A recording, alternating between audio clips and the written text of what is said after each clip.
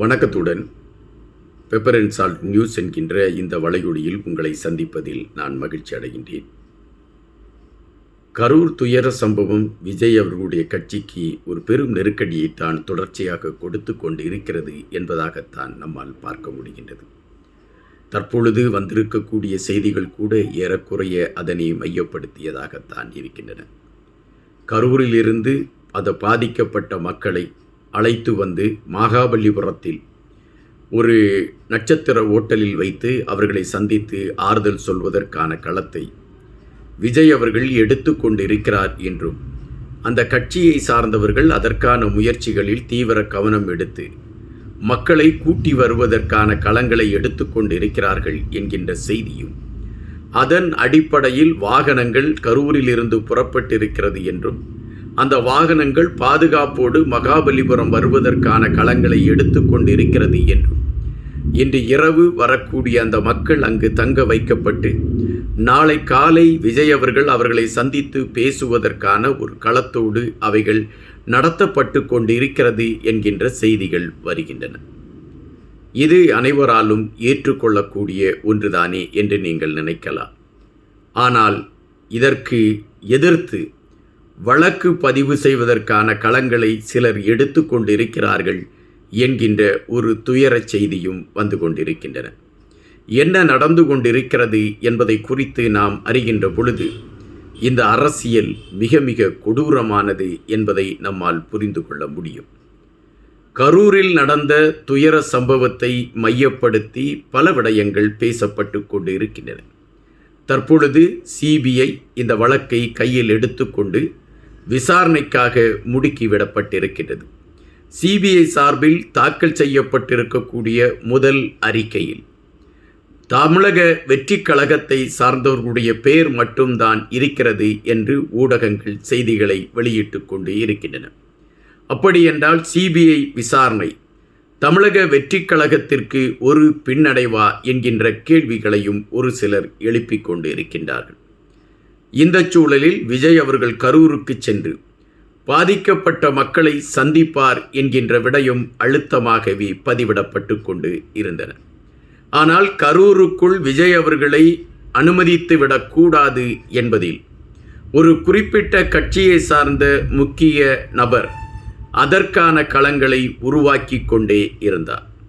விஜய் அவர்களுடைய பயணம் எங்கெங்கெல்லாம் வரும் என்பதை புரிந்து வைத்து அந்தந்த இடங்களிலெல்லாம் எப்படியெல்லாம் தடை விதிக்க முடியும் என்பதை மையப்படுத்தி தொடர் தடைகளை விதித்து கொண்டே இருந்தார் அந்த முக்கிய பிரமுகர். ஒரு கட்டத்தில் விஜய் அவர்கள் ஒரு குறிப்பிட்ட இடத்தில் மக்களை சந்தித்து அவர்களுக்கு ஆறுதல் சொல்லலாம் என்கின்ற நிலைப்பாட்டை எடுத்த பொழுது அதற்கான களங்கள் வேகம் கட்டுகிறது என்பதை தெரிந்து கொண்ட அந்த முக்கிய கட்சியின் முக்கிய பிரமுகர் அந்த குறிப்பிட்ட இடங்களெல்லாம் விஜய் அவர்களுக்கு கிடைக்காமல் போகக்கூடிய ஒரு களத்தை எடுத்தார். இது சார்ந்த விமர்சனங்கள் கடுமையாக பேசப்பட்டு கொண்டு இருந்தன. எனவே கரூருக்கு சென்று நாம் அந்த மக்களை சந்திப்பது என்பது பல சிக்கல்களை உருவாக்கும் என்பதை புரிந்து கொண்ட விஜய் அவர்கள் மக்களுடைய உயிர் காக்கப்பட வேண்டும், அவர்களுக்கான பாதுகாப்பு உறுதிப்படுத்தப்பட வேண்டும் என்றால் சென்னையில் அவர்களை சந்திப்பதுதான் சால சிறந்தது என்று முடிவெடுக்கிறார். அதன் அடிப்படையில் கட்சியின் 2ஆம் கட்ட தலைவர்களுக்கு இந்த விடயம் கொண்டு செல்லப்படுகிறது. அவர்களோடு நடத்தப்பட்ட ஆலோசனையின் அடிப்படையில் கரூரிலிருந்து பாதிக்கப்பட்ட மக்களை சென்னைக்கு அழைத்து வருவது என்று முடிவு செய்யப்பட்டது. இதன் அடிப்படையில் தமிழக வெற்றி கழகத்தை சார்ந்த கட்சி நிர்வாகிகள் பாதிக்கப்பட்ட மக்களை சந்தித்து சென்னைக்கு வருவதற்கான முயற்சிகளை முடுக்கிவிட்டார்கள். தற்பொழுது பாதிக்கப்பட்டதில் 30 குடும்பங்களை சார்ந்தவர்கள் சென்னைக்கு வருவதற்கு ஒத்துக்கொண்டார்கள். 2 பேர் விஜய் அவர்களுக்கு எதிரான நிலைப்பாட்டிலே பயணித்து கொண்டு இருக்கக்கூடிய காரணத்தினால் அவர்கள் இந்த 30 பேரோடு கலந்து கொள்ளவில்லை. மீதமுள்ள 9 பேர் அவர்கள் இந்த விஜய் அவர்களுடைய சந்திப்பிற்கு வருவதற்கு விருப்பமில்லை என்று தெரிவித்து விட்டதாக செய்திகள் சொல்கிறார்கள். ஆனால் நமக்கு கிடைத்த செய்தியின்படி அவர்களுக்கு சூழல் சரியில்லை, அவர்கள் வருவதற்கான வாய்ப்புகள் இல்லை என்கின்ற நிலைப்பாடுதான் எடுத்து வைக்கப்படுகின்றது. எங்களுக்கு தனிப்பட்ட முறையில் விஜய் அவர்கள் மீது எந்த கோபமும் இல்லை என்று அவர்கள் தெளிவுபடுத்தி இருக்கிறார்கள் என்கின்ற செய்திகளும் வருகின்றன. அப்படி என்றால் இப்பொழுது 30 பேர்களை சந்திப்பதற்கான களத்தை விஜய் அவர்கள் எடுத்திருக்கிறார். இது ஒரு பாராட்டுக்குரிய விடயம்தானே என்று சொல்கின்ற அதே வேளையில்தான் விஜய் அவர்களுக்கு பெரும் சிக்கலை உருவாக்குவதற்கான முயற்சிகளை ஒரு சிலர் எடுக்க தொடங்கி இருக்கிறார்கள் என்கின்ற செய்திகள் வருகின்றன. இந்த மக்களை விஜய் அவர்கள் எப்படி அழைத்து வர முடியும்?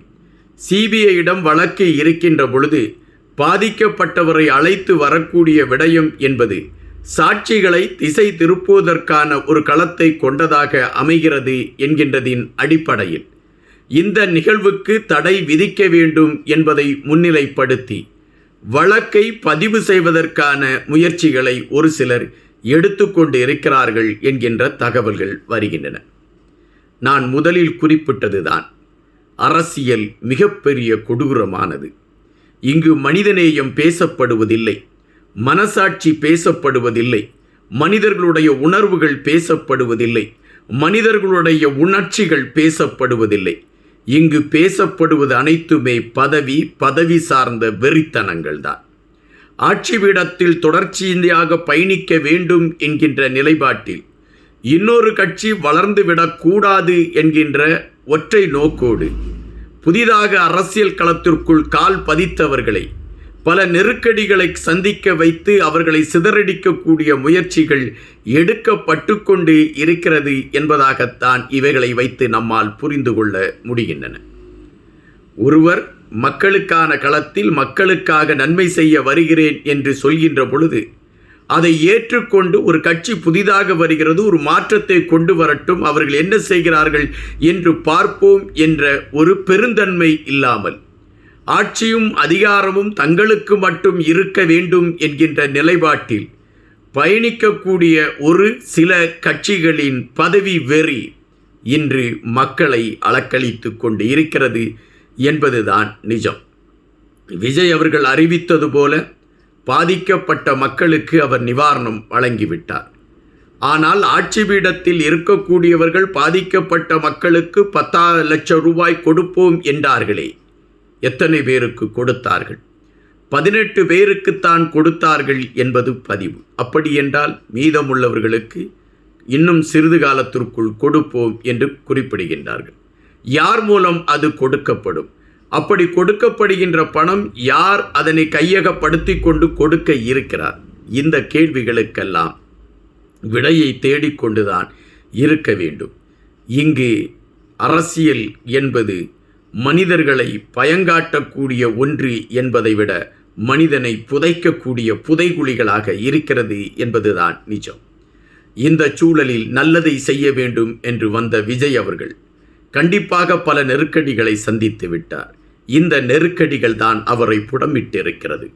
அவர் இனி சீறி பாய்கின்ற பொழுது புதைகுழிகளை தோண்டிக் கொண்டு இருக்கக்கூடியவர்கள் ஓடி ஒளியக்கூடிய நிலைமை வரும் என்பதுதான் நிஜம்.